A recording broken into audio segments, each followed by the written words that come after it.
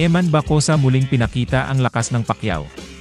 Pinatumba ang kanyang kalaban ng 3 beses, nangyari na nga ang 3rd professional fight ng anak ng ating pambansang kamao, at 8th Division World Champion Manny Pacquiao na si Eman Bacosa Pacquiao laban kay Gerson Baclohan sa latest Blow Bua Blow event.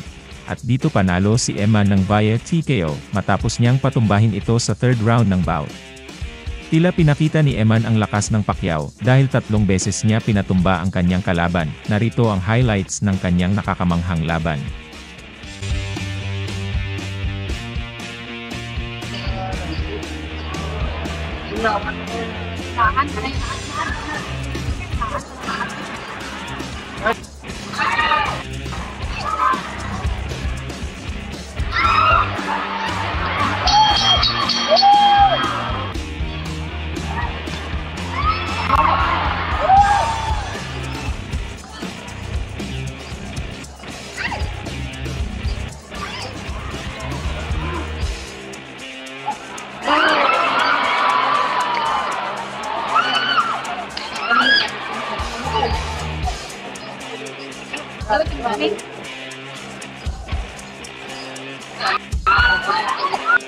Ano ba